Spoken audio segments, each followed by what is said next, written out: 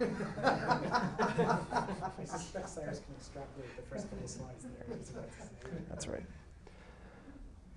Okay, so I'd like to just start by thanking the organizers. I'm having a wonderful time at this meeting. My contribution for you guys is going to be to tell you about some work I've done recently using quantum Monte Carlo algorithms to glue a variant of coupled cluster theory on top of a geminal power reference wave function. So you could put this under the broad category of better trial functions, maybe.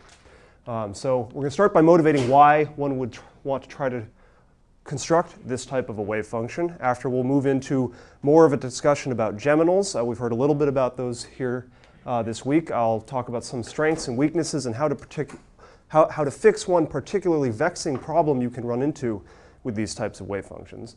With that behind us, we'll go on a quest for higher accuracy, and so we'll try to put a couple cluster theory on top of these wave functions to sort of clean up some of the details we're still missing. And then in an effort to convince you guys that I'm not entirely crazy, we'll look at some preliminary results that I think are quite encouraging. We'll conclude the talk on a cautionary but optimistic note about what remains to be done for this type of method development in the future. Okay, so imagine you don't know anything about quantum chemistry. And Waiting. yes? WH. Never mind, go ahead. Not according to some dictionaries, but I've not known for my spelling. That's a good point. So, so imagine you have a quantum chemistry friend and you want to ask him a question. You don't know anything about quantum chemistry and you've got some small molecule, let's call it water, that's simple. And you're just going to stretch the bonds, right? So I'm stretching bonds, quantum chemist, that's the perfect person to ask, right? They should know everything there is to know about stretching chemical bonds. In fact, what other purpose do they have, you might wonder?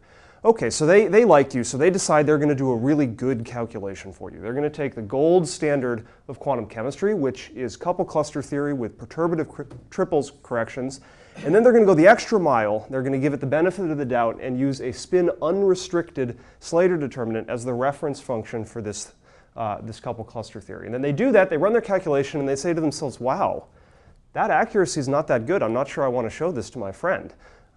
So typically in chemistry, what we're looking at here is the potential energy surface as you stretch both of these bonds.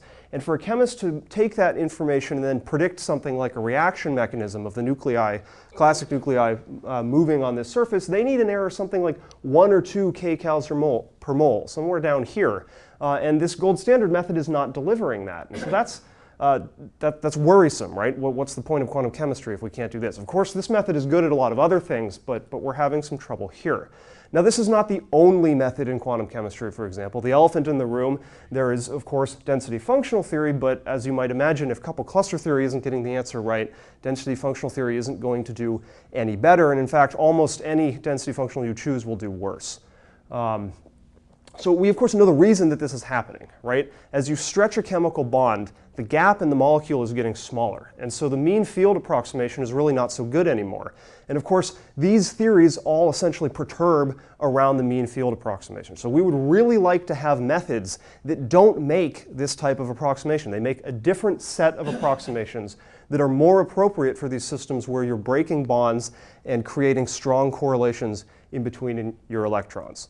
And so I'm not going to give the game away at the beginning of the talk here, but those of you who read the title can probably make an educated guess as to what method produced that curve down there.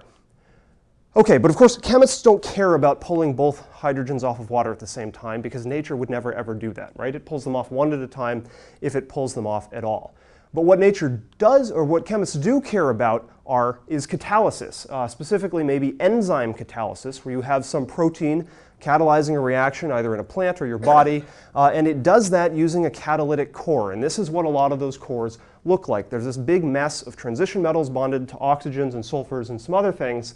And the problem from an electronic structure standpoint here is that these types of transition metal oxide bonds, the transition metal is using its d orbital to do the bonding. Those are very narrow, very local in space, and they don't always line up the way you really want in order to get a strong overlap the way you do in main group chemistry to open up a big gap between bonding and antibonding. And so you have a bunch of what you might call partially formed bonds all over these molecules, and this leads to strong correlations. The mean field approximation is really not very effective at making predictive calculations in these molecules. It gets worse, though, because this is catalysis. If we look down here at this monster, this is the oxygen evolving complex that produces oxygen from water in green plants, keeps us all alive. And so in addition to all this mess of metal oxide bonds, you're explicitly forming an oxygen-oxygen double bond during the reaction. So this toy example I showed you before, where you're breaking or forming 2 bonds at a time, is not that crazy. This is happening at the critical point in the reaction. So you've got to somehow get all of this right, but we know that all the polynomial mean field methods we have really can't treat this. The correlations are too strong. There are methods that are more brute force, but of course, as the system gets big, brute force doesn't work, because brute force, of course, means exponential scaling. So we want something else. So we want to go to a different set of approximations, and that's where we might start thinking about geminals. So let's start from mean field theory and repair the worst thing, or at least do the smallest amount of work we can to get to something reasonable. So in mean field theory, we have a wave function. It's a product of 1 electron functions. If we did that for the water molecule here, you'd get a few 1 electron functions. There'd be a bonding orbital, some lone pairs, and of course you can put 1 electron of each spin in these. But this isn't good enough when the correlations start to get strong. So you say, okay, well, where are those strong correlations actually occurring? You might guess, now this is just an off-the-cuff guess, you might guess that those are going to occur between the electrons that are close to each other, right? If they're correlating strongly, they're probably nearby, because there's a repulsive interaction causing the correlation. And so, of course, that's going to be between electrons that share the same bond or the same lone pair. So one natural generalization of this mean field determinant is something that is no longer 1 electron mean field. It's a product of 2 electron functions, or geminals, as they are commonly called. And so now you can put any amount of correlation you want in between these 2 electrons. And you can actually work out, if you're careful, that if you allow these geminals to overlap with each other a little bit in space, you can actually put in a little bit of correlation between different pairs. And so that's exciting. This is no longer a mean field wave function. And it's actually a very powerful wave function. So it's still a product wave function. So it's going to be size consistent and size extensive. That's important. We're going to come back to that. If you imagine doing a variational optimization of this wave function, you'd have a variational upper bound. That's the usual strategy when you grab yourself a wave function. And it's believed widely that if you were to do this, you would have a very accurate wave function. Now, what is certainly known, however, is that if you do this, this is an exponentially scaling proposition. And so what people do is they instead make a couple of additional approximations, different types, to get away from exponential scaling, to try to keep the essence of this, but not pay the full cost. If the exponential scaling is because you have to explicitly antisymmetrize it? That is part of it, yes. Yeah. So maybe with, yeah. All of it? I think, well, so I guess you could say if you didn't antisymmetrize, it wouldn't be exponential scaling. But it would also not be accurate for fermions, of course. But yes, the antisymmetry really kills you. That's right. So people have been after this for a very long time. So way back in the 50s, Popel introduced an approximation to this known as perfect pairing, Popel and others. It's been worked on more recently by the Head-Gordon group. This is the idea of, well, we'd like these geminals to overlap a little bit, but that's too hard. So let's keep them strictly separate or strongly orthogonal to each other. And so this lets you build a size-consistent variational polynomial cost method with these sorts of objects. Unfortunately, the lack of interaction between different pairs really does cost you a lot of accuracy, and it's a bit too much for mainstream chemistry. But of course, people can do other things. So we're Is it easy to say what's Q and H? that's corrections to perfect pairing, quadruples and hextuples, basically excitations between pairs. But this gets tricky and doesn't satisfy these properties over here. So by that mean those pair wave functions are orthogonal? That's what. Yeah, so if you keep phi12 strictly orthogonal to phi34, you can show you can do this all polynomial cost variationally, and it's tractable but not nearly as accurate, it turns out. So the other way to do this is, of course, to try to build a mean field theory for pairs, right? And of course, we all know what this is. This is something like BCS theory, right? And so if you, Gus Gazeria's had some success recently taking a broken symmetry sort of BCS state and then hitting it with every imaginable symmetry projection operator in a way directly analogous to what Chris showed us last week with projecting particle number onto the canonical ensemble. And if you do that for at least small systems, you do pretty well. But we're going to talk more later in the talk. When this mean field approximation to this wave function actually drops size consistency, and this can really hurt you, okay?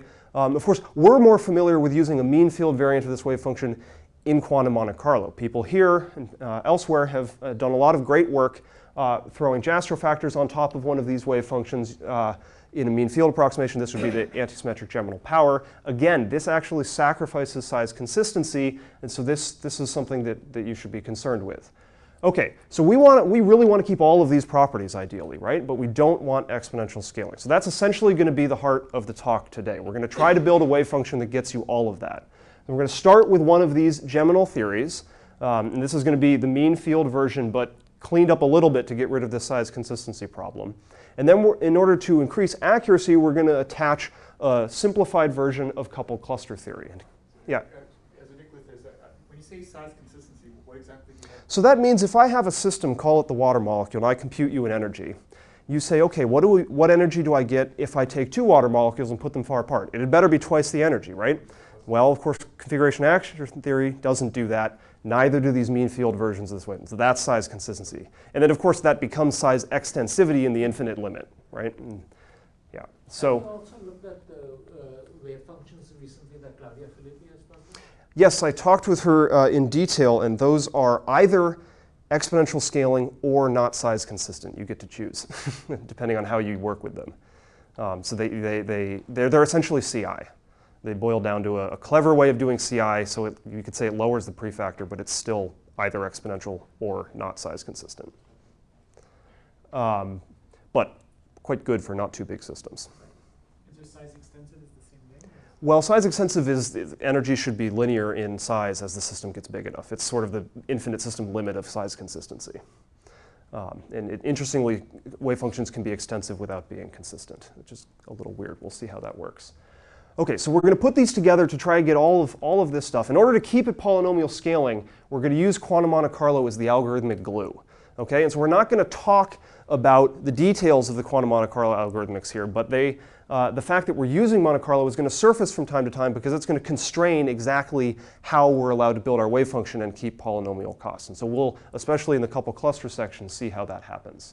Okay, but let's start with just the geminal power. And to sort of get everybody on the same page of what the problem might be, it's good to think about a concrete, easy example. And so I've chosen two hydrogen molecules bouncing around in a really big box. Okay, we all know what the right wave function for that is. Of course, it's just a product, the wave function for the left hydrogen times the wave function for the right hydrogen. This is just that geminal product wave function we saw before. And of course, if we keep adding hydrogens to the box, it'll be exponentially expensive to work with, so we don't want to do that. So instead, let's take some linear combination of these local geminals and build one supergeminal out of this, and we can get a spectrum of two particle states. And if we're lucky, that spectrum will have a gap between the lowest state and the next lowest state. This is, of course, just the idea behind BCS theory. We can then condense our bosonic electron pairs into this state. And now our wave function, we have an argument for using the same geminal multiplied over and over again. The argument basically being the size of this gap. That sounds pretty good. If you like, you can instead write it as the power of that geminal, of course, and hence the name antisymmetric geminal power. But it turns out that this can have some serious problems, especially in chemistry. To see how we just expand out this square. Okay, so one of the terms we get is, of course, exactly what we want. That's the exact wave function for two hydrogens. But we can all do high school algebra, so we see that we get another term as well. We get the left geminal times a copy of itself. And this is a little bit alarming, right? One of the hydrogens is completely ionized. The other has too many electrons. You can imagine if there's any appreciable weight in this term in your final wave function, your energy is going to be quite poor. So you ask yourself, okay, well, maybe when you work out all the numbers, this isn't such a big weight. Well, unfortunately, it is. So if you take now many, many hydrogens in a big box, and you just make the same intuitive guess for what this large geminal should be as the sum of the symmetric sum of all these local geminals, you can essentially on paper show what fraction of your hydrogens will on average be missing their electrons. And in the range between, say, 50 and 600 hydrogen atoms in your box, it's something like 10%. Okay? This is catastrophically wrong. Why does it have this peculiar shape? Well, I'll maybe explain that in a moment. You know it must be exact for one hydrogen molecule, so it must start at 0. Right. And then it gets bad because of these terms. Right. The real question is why that happens. And I'll get that just a moment. And why the flat region? This is not obvious to me. So this is, but you can work out an analytic function for what this is for this wave function, and this is what it looks like. So this is a problem. If you work out the energy corresponding to this wave function, it doesn't even predict a bound system.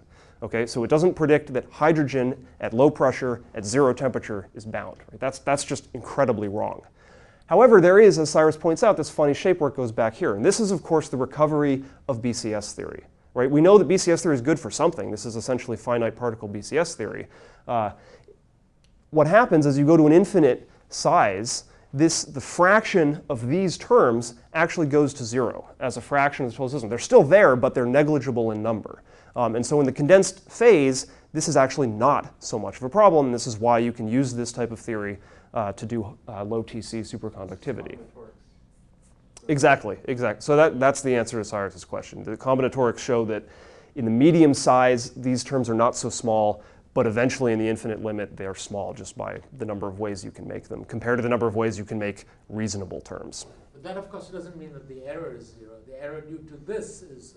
Well, the error due to the fact that these terms are there, if they're going to 0%, the error will be 0%, right?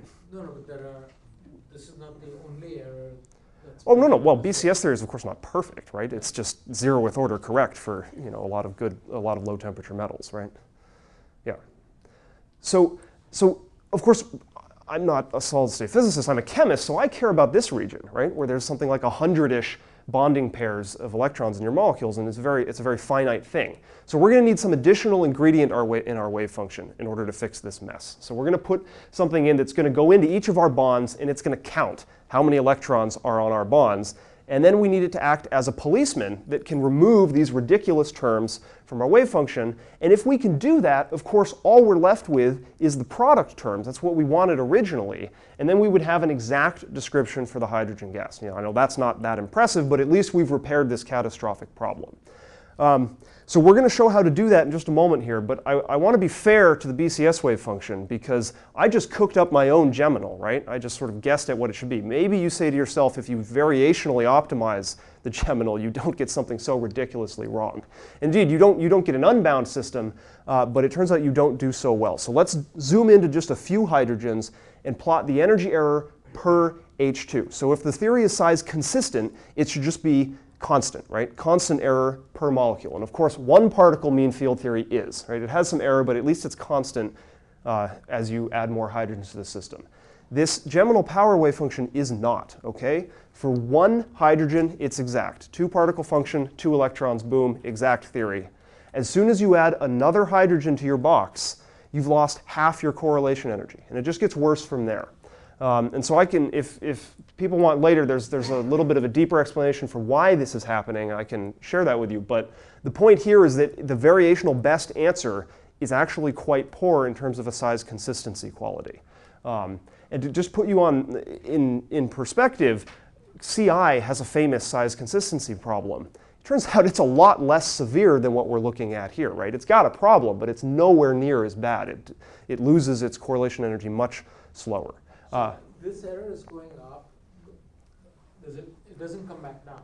Well, no, I'm not sure if it comes back down for hydrogen. I'm trying to reconcile this plot with your previous plot. Well, the previous plot was for a cooked up wave function where you assume the Geminal is the sum of local Geminals. And what the variational optimization is telling you is that was not actually a very good guess, right? Because of these terms. If you variationally optimize, it does things to delete these terms and at least binds the system, but it doesn't do so well as you add more than one particle. But that curve actually did better in the sense that it came back down, whereas this one seems to keep going. Well, we don't know. Maybe this curve comes back down, at 10 million particles. But I mean, this one can't be any worse than... It can't be worse than Hartree-Fock theory, right? Worse than your first one, right? If No, you optimize this. that's true. But the first one was catastrophically wrong. I know, but Yeah. for Cyrus's question... it That's came right. back As down. that one comes back down, this one must always be at least as good because this is the variational optimum. Yeah. So it's, again, we don't want this either. What we want is to delete these terms. And again, if we were able to do that, you would have no error for the hydrogen gas because it's just a product of 2 electron functions. And so I didn't just type zeros into my spreadsheet to make this curve. If you use what I'm about to tell you and then run your calculation, you can compute this curve. And I know for the hydrogen gas it's not anything impressive, but at least it gets the property right and it proves the principle. So when you said, I guess a couple days ago, that in the low density hydrogen gas, geminals reduced to Hartree-Fock? Is that? That is exactly what you're seeing. So it may not ever all the way reduce. You may turn back over. I haven't done the calculation for 10 million. I can't afford it, but That's bounded by that. it is of course bound. You can always write Hartree-Fock inside an AGP, so it's bounded by that. And so I'll just say it. The reason you see this is because AGP is actually using fermionic antisymmetry to delete these terms. And in order to do that, it has to revert to something similar to Hartree-Fock. That's what's going on here. Okay, so we want to build something that gets rid of these terms without losing all our correlation energy. And you could probably imagine a number of different ways to do this in a wave function, but here's one.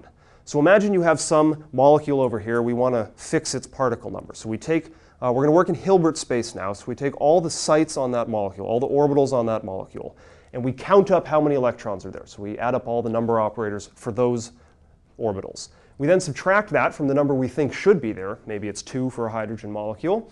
And we can build a Gaussian distribution in this difference. And so, of course, as you change the width parameter for your Gaussian, you can create an arbitrarily tight distribution, and you can essentially project the local particle number to whatever it is you want.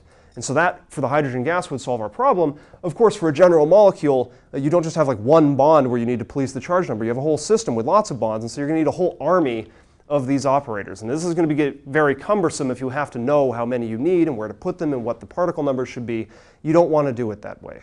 So the whole point of this slide is that you don't have to do that. If you write down a relatively standard-looking Jastrow factor, again in Hilbert space, just 2 number operators and a weight for each pairing of number operators, you can show with some simple algebra you can fit any number of these operators inside this Jastrow factor.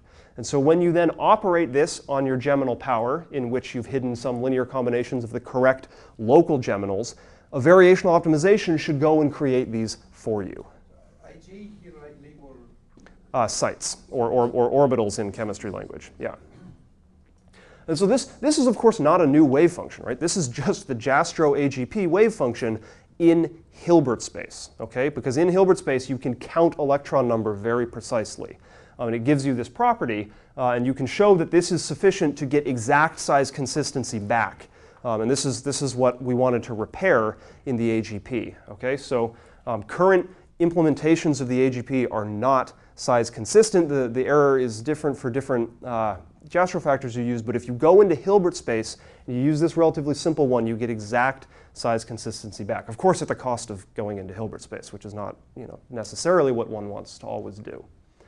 Okay, so that fixes the problem that makes it an unusable wave function, but is it any good? Okay, so we go back to this simple example of breaking a couple of bonds, and we know that one electron mean field theory wasn't good, so we use this alternative assumption, not that there's a mean field, but that you have strong correlations that are pairwise. And it turns out you do significantly better for this optimization. You drop down to about a couple kcals per mole error, so you might think, oh, we can go talk to the chemists now, but remember, this is an extremely crude water of the crude model of the water molecule. This is a minimal chemistry orbital basis. You don't have all the weak interactions that should be there. So this is really just a first step. The J optimized variation? Yes, the entire wave function is optimized variationally. That's right. What's the reason why that's worse for Over here, this is couple cluster theory's perfect situation. Yeah. So at equilibrium, if you're beating couple cluster theory, then yeah, that's why it's worse. It's not exactly. Yeah. So this about 1 angstrom is where equilibrium is for this molecule. Without single particle basis, this would be enlargement. All these errors will get bigger if you have a larger single particle basis. Many parameters you have to optimize. And then you have more parameters you have to optimize. It goes as n squared in the system size. Yeah. So that's also not entirely trivial. But then again, it's a lot. Which special form of the matrix J may be smaller. You can maybe simplify the matrix J for a large system based on locality arguments, for example. Then you probably could argue for an order n number of parameters. Right. Yeah. And you say Jastrow is just the name, because it's very different from the usual. Exactly. It's a Hilbert space Jastrow factor. Yeah, that's right. You have to say the Hilbert space. Does the Jastrow factor keep you in the basis set you're looking for? Are you comparing to the STO? Yeah. So this is compared to the exact solution in this basis set, which is of course pretty far from the exact solution for water because this is a minimal basis set. We'll later look at what happens when you put a little bit more responsible of a basis set on and you have these weak interactions to take care of. But the Jastrow term can't beyond the basis. Correct. No, there's no cusps here. That's right. Hence the confusion with the word Jastrow factor. But I think you have to give credit to the Jastrow idea and call it a Hilbert space Jastrow factor. Okay. So again, this is not particularly new, right? But it's better than mean field theory. But it's not what I teased you with earlier, right? So I teased you with something significantly more accurate. And so for that, we're going to need some additional ingredient, right? And as I said, this is going to be coupled cluster theory. So what's coupled cluster theory? If you go to talk to a chemist, quantum chemist, they'll probably write you down an operator that looks something like this and call it coupled cluster theory. What's the idea here? They're going to operate this on a reference function. Usually this is just a Slater determinant, but we're going to use something else, of course. The idea is that in configuration interaction, you make particle-hole substitutions out of your reference at higher and higher, 2-particle, 3-particle, et cetera. The problem is when you do this is if you truncated any finite particle number, you don't have a size-extensive, size-consistent wave function. So the coupled cluster idea is, well, just put that operator that creates these particle-hole substitutions, put that in an exponential, and suddenly you're size-consistent. Not only that, we know empirically that you also have a very accurate wave function, at least when correlations are not strong. It sums certain terms in perturbation theory to infinite order, so it has all of those nice properties. Chemists really like coupled cluster theory. Of course, in quantum Monte Carlo, we don't see too much coupled cluster theory being used, right? And there's a reason for that. In quantum Monte Carlo, we need to walk around our Hilbert space to take some samples somehow. That's usually done by Metropolis Hastings. And to do that, we have to propose an occupation number vector to move to, and then we have to do the Metropolis accept reject, right? And to do that, we need to evaluate the coefficient of our wave function on an arbitrary occupation number vector. And this is a problem because this is an exponentially expensive thing to do as your system size grows. Okay? So we really don't want to do this because not only is this exponential for doing it once, it's, we're going to have to do this 1,000 or 1,000,000 times because we're going to be sampling. So you've got to dodge this. And the idea is going to be, well, this is what happens when you try to use this full-fledged cluster operator that the chemists use as their canonical definition of coupled cluster theory. How do chemists get around this? Do they just pay the cost? Chemists do not variationally solve the equation. They use a projected Schrodinger equation approach that allows you to do tricks where the operators all cancel each other out, and you make the assumption that this is ET psi here is an eigenfunction. You plug it into the Schrodinger equation and you left project by enough things to get enough equations to solve for your variables. And that is very effective when you are indeed close to an eigenfunction, which you are in equilibrium chemistry, for example. But once you start stretching bonds and things and strong correlations come in, you're not. And put the other phi up there and pull off this game? That game doesn't, I don't think that game works with a geminal power wave function. Yeah. So you could do this two ways, right? You could play the chemist game and fix up our geminal power to work in their language, or you could play the Monte Carlo game and fix up the coupled cluster to work in our language. And so I'm not saying it's impossible to do it the other way, but today we're going to talk about bringing the coupled cluster theory into something that we can use. And so, of course, chemists are a little bit more clever than this, and they don't always use this gigantic monster of a tensor as their variational parameters. Or as their wave function parameters. There's been a lot of work in simplifying this operator, usually based on arguments about locality. If I have an excitation way over here, it probably doesn't need to be coupled to an excitation way over there. And so you do what essentially amounts to many dimension singular value decompositions of this tensor. So essentially tensor factorizations where you'll have this defined as the contraction of some other tensors with auxiliary indices in Greek letters here. Presumably these other tensors are lower ranked, smaller, and much easier to work with. That's the idea. Now, of course, we're not going to use any of these methods here today, but we want to ask, can we derive our own decomposition of the cluster operator that will play nice with the needs of quantum Monte Carlo? And so we're going to do that here for you on the next slide. You're going to have to bear with me because this is going to be a long and arduous one-line derivation of this decomposition. So we're going to start with this Hilbert space sort of Jastrow factor here. And now I've just written it in terms of creation and destruction. Of course, this is just the product of two number operators. And then to derive our decomposition, we're just going to change the one particle basis. We're going to do some unitary rotation of the one particle basis. This, of course, doesn't change anything in our Hamiltonian or anything. And we know how to do this. All the old creation and destruction operators become linear combinations of the new ones with coefficients given by the rows of the unitary matrix. Okay? We then complete the derivation by defining this as our cluster operator.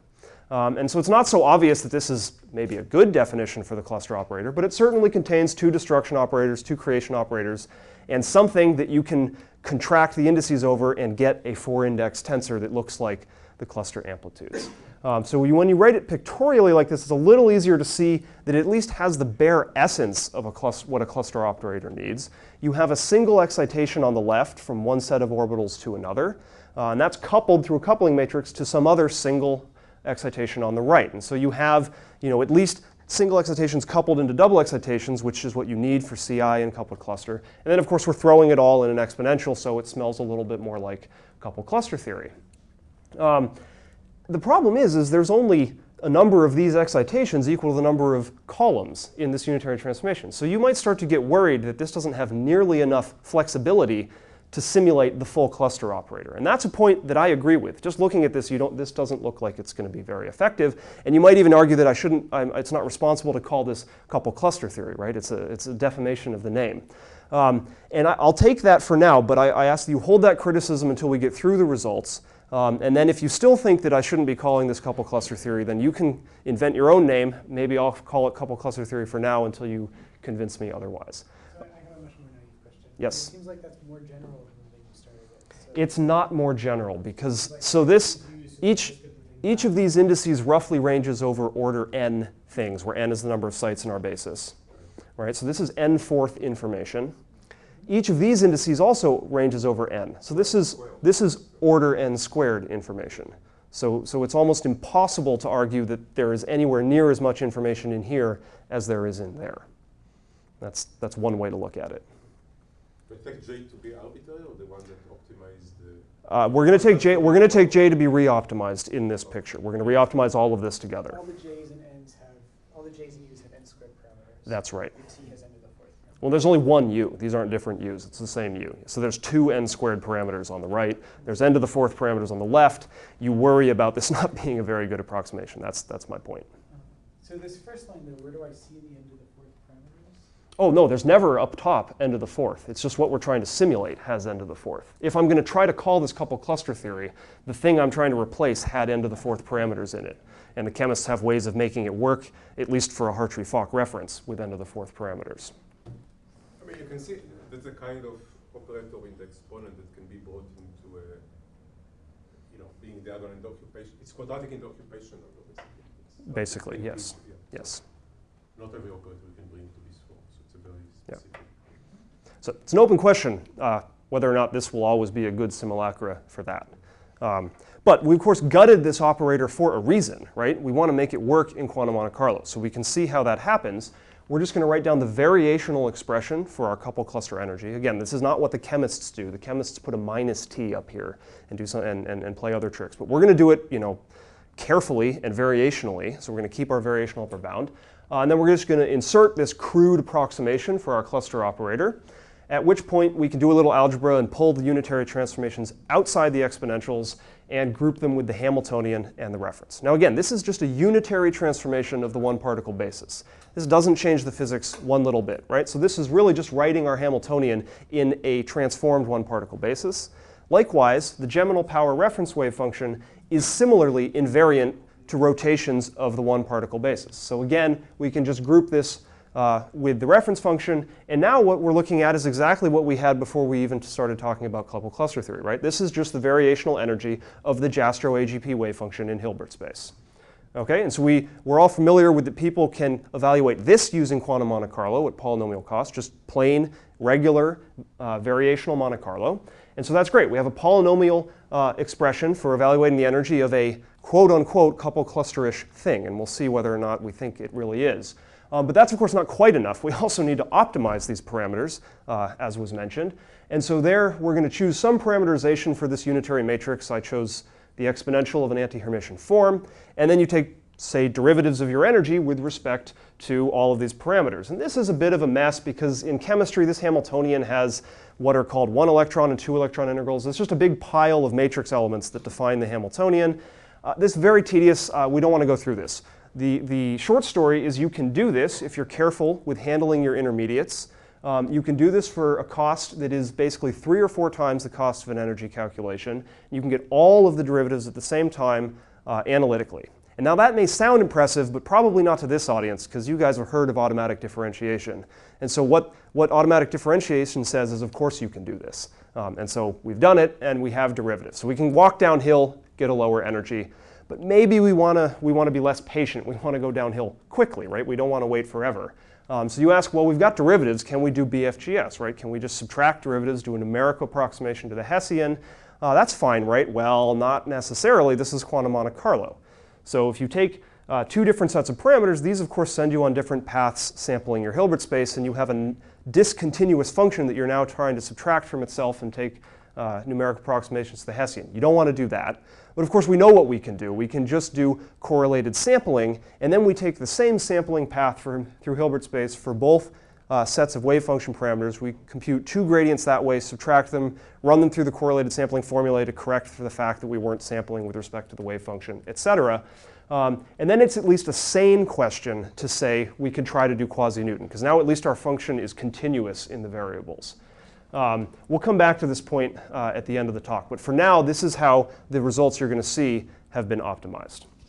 Okay, so we had this problem with water. We've got this really crude model of water that isn't very good for water, but at least captures what you need to do in terms of strongly correlated electrons when breaking the water molecule bond. This is what we had before. One electron theory plus some perturbation around this mean field is not all that good here. You do better if you use this Geminal approximation. But of course, I teased you with something better than that. Before we get there, I want to give my numeric defense for why I'm calling this thing a cluster operator. If you take this sort of cluster operator derived from a Jastrow factor, and you put it on just restricted Hartree-Fock theory, and you fix that restricted Hartree-Fock determinant the same way you do regular coupled cluster theory, you optimize just this cluster operator, this is the curve that you get. Now, of course, it doesn't go on forever because RHF becomes totally incorrect out here. But near equilibrium, you see you do almost as well as full coupled cluster theory. You shouldn't do as well, right? It is an approximation. But you really do. You capture something like 95% of the correlation over here. So it's a non-trivial simulacra of the full cluster operator, at least for this system. Okay, but that wasn't, pardon? But why are you doing better in the middle? Probably because it's a variational expression for the energy, whereas, So that's right. Whereas for quantum chemistry, this is all calculated projectively, which gets a little squirrely when you're not actually close to an eigenfunction. The reason I'm not showing you restricted coupled cluster theory curves for all of this is because they go non-variational extremely severely, and so they're just qualitatively incorrect. At least when you unrestrict for these systems, you know you're within a 10 kcal error, right? Whereas if you restrict, you don't even get that. Okay, of course, we didn't just try to build a more expensive, less accurate version of regular coupled cluster theory. The whole point here was to put this on top of a Geminal power reference wave function that at 0th order qualitatively correctly describes the strong electron correlations during the bond breaking. And then all the details get cleaned up by this cluster operator, and you see that at least for this crude model of water, you get essentially an exact result. It's not quite exact, but the errors you have due to the fact that your model is not correct are much, much bigger than the errors you have here comparing this result to the exact result within the model. Okay, but of course chemists need more than the bare bones model, right? In addition to strong correlations, chemists care about all these little details, these weak correlations. That's why they built coupled cluster theory in the first place. And so we need to show that we can still get those too, so we have to move to slightly more responsible basis sets, slightly more realistic models of our molecules. So we're going to do that starting with an even smaller molecule here, just hydrogen fluoride, not because it's necessarily hard for our wave function, but for exactly the opposite reason. Our wave function is essentially tailor-built to get this system right. So breaking a one chemical bond is a 2-electron problem. The Geminal should get that just right to 0th order. And then all the other electrons have a bunch of weak correlations that you have to get right, but hopefully coupled cluster theory will clean that up for us. So this is a good test case. It really should get this right. Of course, single reference theory doesn't do so well, again, because you're breaking the bond and the Hartree-Fock approximation isn't so good. Although if you unrestrict and use parentheses T, you do surprisingly okay, but I think that's getting lucky. Of course, if you went to a chemist and put a gun to their head and say, give me the energy of the hydrogen fluoride molecule, they won't do this.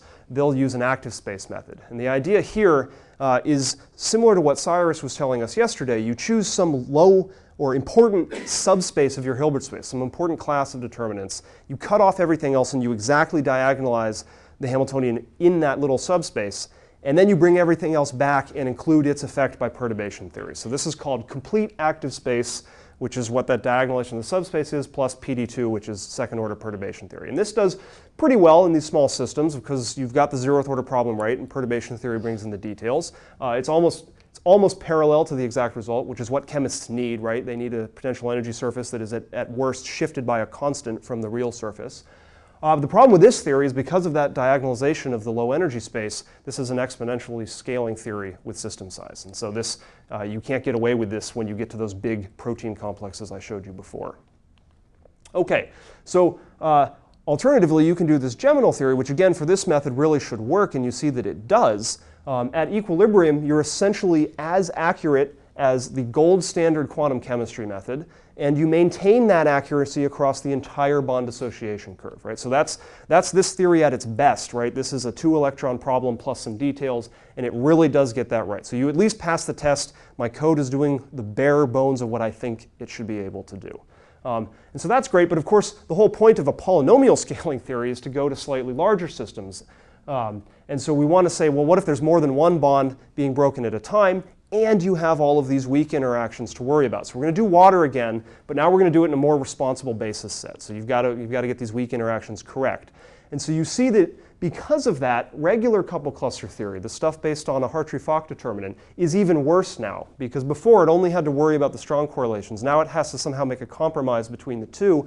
And so you see we're now at something like an 8 kcal per mole error, which now is about 4 times as bad as what a chemist can tolerate in terms of being useful for making predictions for them. Again, you can use this, diagonalize the important stuff and perturb with everything else. You do okay. Not as well as you did for one bond, but most things are harder for 2 bonds than for one. For non-expert, can you explain exactly what you mean by strong and weak? No. This is not a strictly defined. The best definition I've ever gotten agreed on with other chemists with is if the correlations are only weak, perturbation theory around a single Slater determinant should be correct, should be accurate. And so if that's not the case, like here, then the correlations you might define as strong because you can't perturb to them from mean field approximation.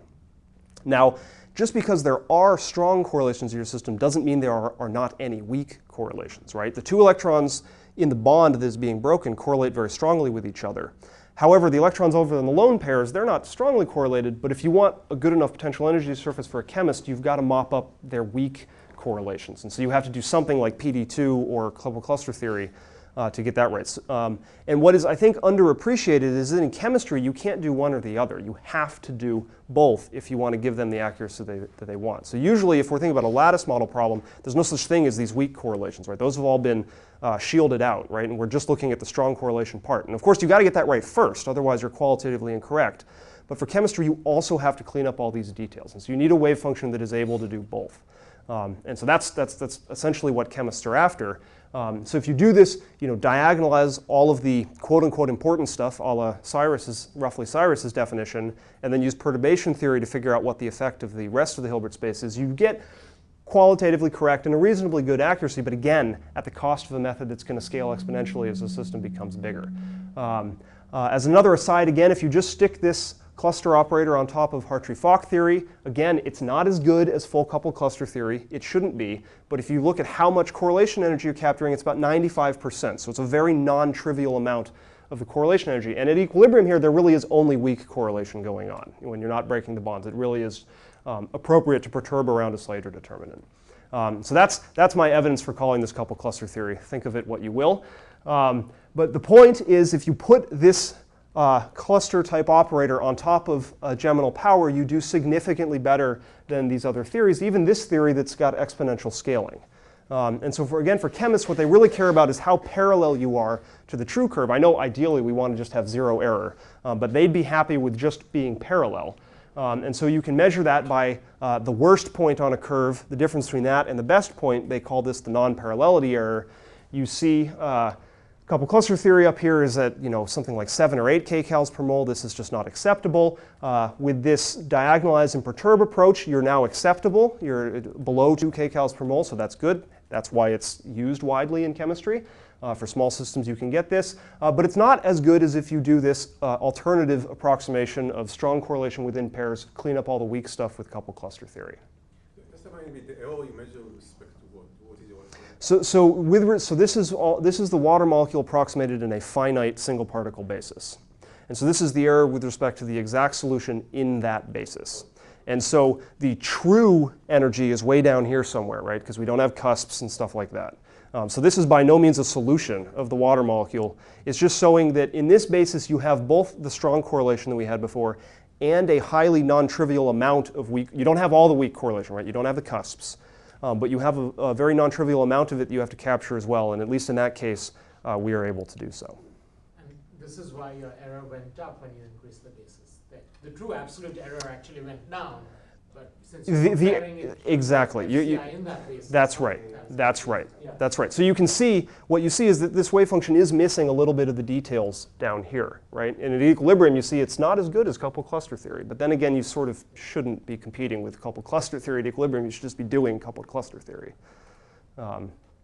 Okay, so just to summarize what we've talked about, we've built an alternative approximation, because this isn't my approximation, this has been around longer than I have, that correlations are going to be strong within pairs, and then we're going to clean up its size consistency problem, which is automatically done by this cluster operator, because it still acts like a Jastrow.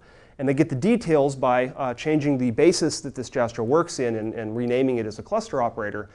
We see that for at least the preliminary calculations that I've done, were quite accurate for the types of strong and weak correlations that chemists care about, with the possible exception of the cusp condition.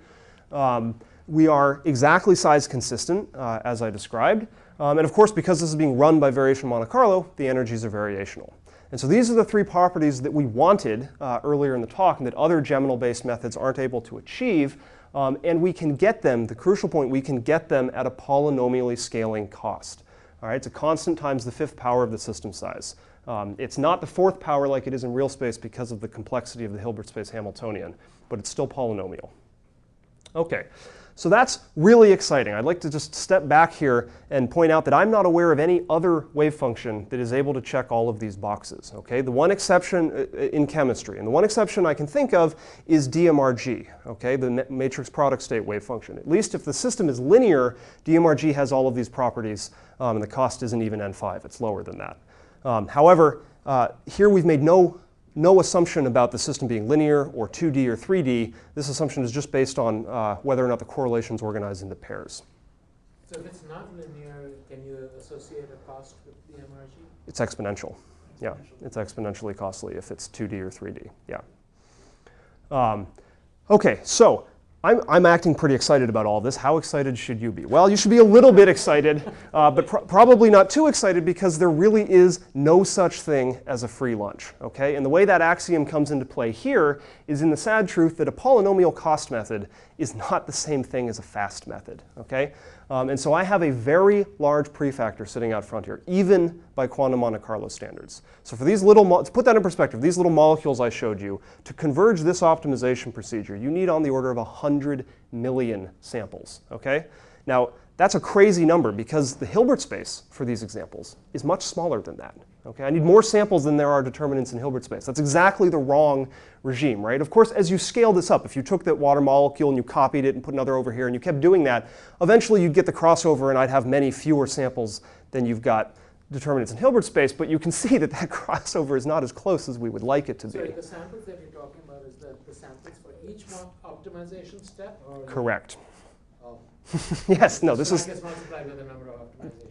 Yes, and that was part of the reason for trying to do quasi-Newton, to reduce this prefactor, but that's actually not what you want to do. So is this, it's a bit surprising. So, Yes. so is this something that you just haven't figured out how to do this efficiently, or is there... Well, obviously not, no.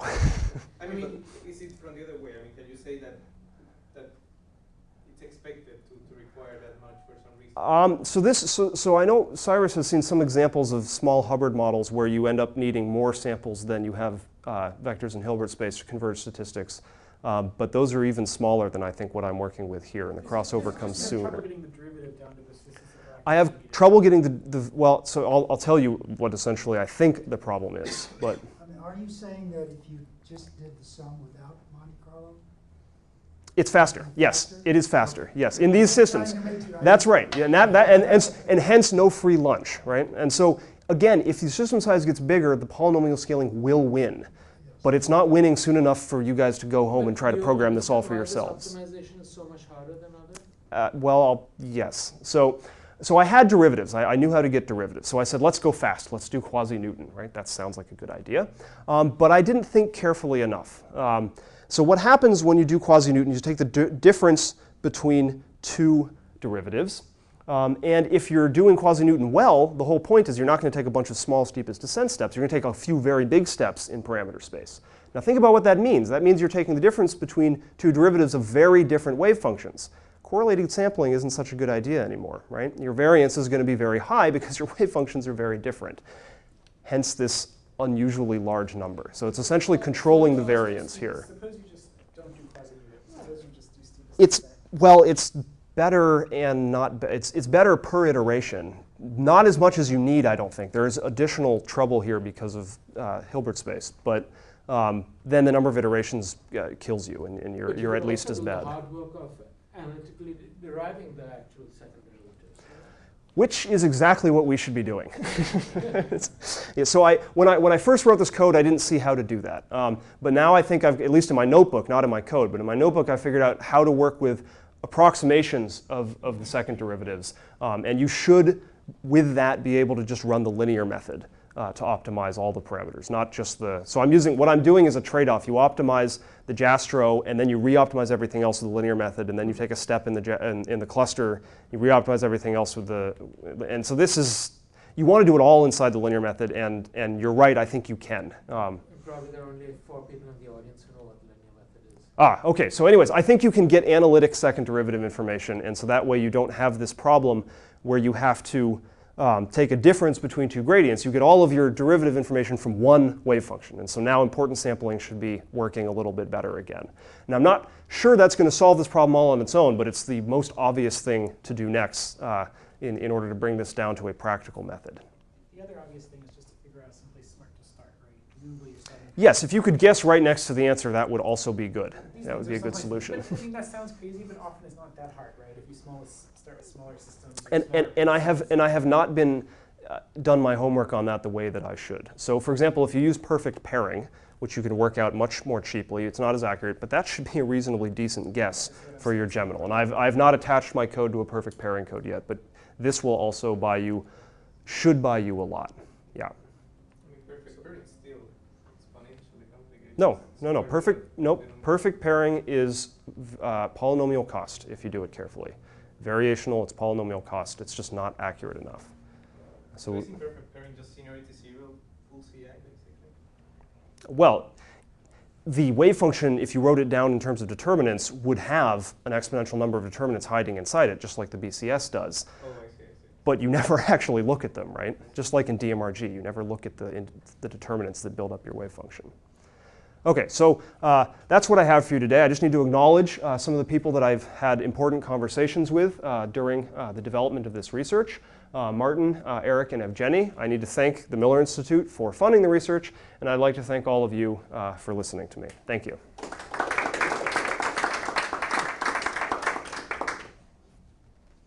So kind of a general question. So what you do is only variation. I am only doing variational Monte Carlo right now, basically yes. you can use this wave function as a guiding wave function. In principle, yes. If you solve these problems, yes. No, but I'm asking a different question. So suppose I use only the Geminal, the AGP without the... Oh, yes, yeah. This one, then it's much easier. Yeah, it is much easier. You can do the guiding, I mean... Yes, the you can. fixed node. Well, Sorella has been doing this, right? And with Jastrows, for example. Yeah, and but how much improvement Kevin's been you doing get this as if you well. Just do this without doing the... Well, so it should be better than Hartree-Fock.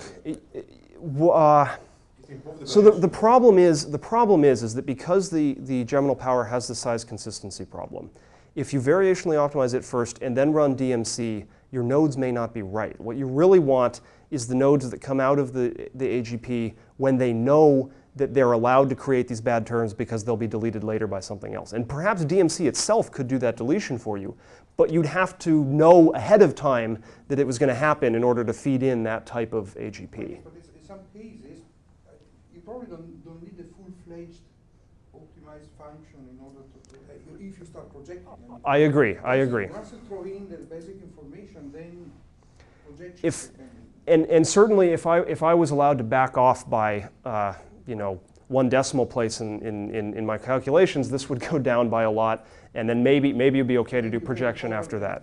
Now, this of course is all in Hilbert space, so projection has its own problems there with time step issues and all of this, but I agree, you could do this, yes. So correct me if I'm wrong, but I think that the general knowledge is that AGP can only break 1 bond at a time.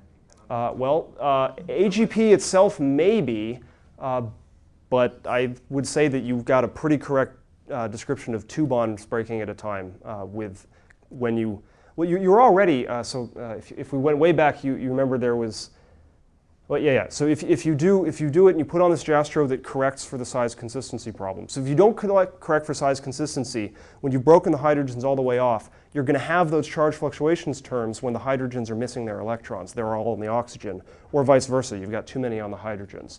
And so as a result, AGP will revert back to something closer to Hartree-Fock on its own, and then it really probably won't do a very good job at this bond breaking. But when you put this type of Jastrow factor on top of it that polices this, it can do a lot better. But you only have 1 geminal. I mean, how? You can think of it as one, it is just one pairing matrix, but you can think of it as the sum of a lot of local pairing matrices that are actually quite accurate for each bond. And I think that's the more productive. And then you have something that's getting closer to a product of these local geminals. It's of course not quite there, but I think it's more useful to think of it as an approximation to that than to think of it as traditional BCS theory. All right. Would DMRG plus CT be able to do this problem here? Well, full CI can do this problem, so yes. And what would it be in the DMRG? No, it would be exact. I mean, you would make it. What you're really asking, so what DMRG plus CI, that would really be something similar to this curve. You'd use DMRG to exactly do the active space. You wouldn't need it. You could just do it with CI in this case. But if you chose to, you would get something that looks more like this. Although, if you put canonical transformation or some smarter way of including the perturbative stuff in, you'll actually come down into here. But again, that's an exponentially costly thing as the system sizes get big. Now, that being said, DMRG is a very strong crank, and you can push it farther than you can push CI. So you can do some non-trivial systems that way, but it will eventually scale exponentially. Just curious, how do you have an expectation of how this non-flatness error scales with the basis size? That's a good question. So I don't have an easy answer for that. So I would expect that all of these curves will move up, but I don't know if they will become more or less flat. That's hard. That's because it's a question of, you know, the small details that you're missing because you're only in a small double zeta here. You know, you're missing cusps, you're missing some other things, but are those more important at equilibrium than they are half-broken bonds? That's not entirely clear. That being said, I wouldn't expect it to stay. I wouldn't bank on it staying as flat, but it's not obvious that it wouldn't. That's yeah. So you started by motivating and saying, oh, we'd really like to do real AGP with different pairing functions, but that's hard to antisymmetrize. Well, we want to do a product of geminals. Yeah. APG, not A PG, yes. So presumably for small systems like this, you might be able just to do it, hit it with a large hammer. People have. Do you know what People have. So people gave up on this back in the 60s or 70s, so their computers weren't that big, but they've done it for, I think, the beryllium dimer. We're going to talk about exponential algorithms anyway. Yeah. So that's why I said it's believed to be very accurate, because in the small systems where they've actually variationally optimized the product of geminals ansatz, it is quite accurate. But you haven't done it here. No, because I have not written that code. No, I don't know how to. Maybe you can fit that inside a Monte Carlo code, but I haven't thought about doing that. So as the code stands right now, how large a system do you think is possible? Maybe double this size in a reasonable amount of time. If you give me a supercomputer, I can push further, but you know it's. What about basis set? I would argue that this currently should be going after qualitative properties, so you probably don't want to push the basis set any higher than this. Because its strength is that it doesn't fall apart in the strongly correlated region. Its weakness is that it's really got a really big prefactor. So if, in terms of lowest hanging fruit, you're going to want to go to bigger molecules, but not bigger basis sets. Ultimately, you want to do both, but then I think F12 or some other thing might be the better approach for that. Do you have an idea about the flatness of just the Jastrow AGP? In the 631G basis, in the bigger basis here, yeah, so I do have those numbers. They're not on this plot.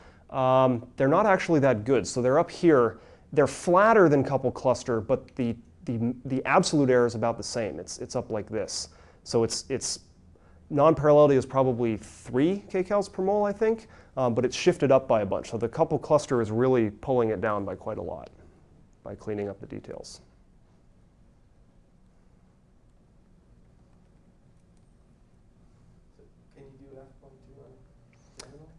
You can do F12 by the same way that they're talking about doing it in full CI QMC. You use Monte Carlo to evaluate the density matrices, and you run it through Ed Valeyev's formulation of F12. So, yes. Well, or you calculate the matrix.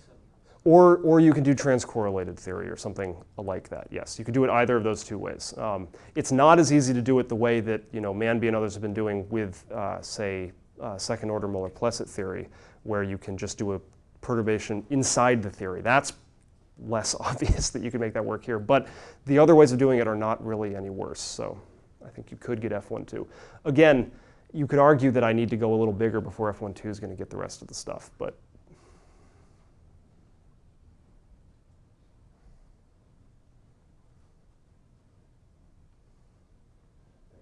Any more questions? Well, thank you, Eric, again. I think that the room today upstairs is free, so.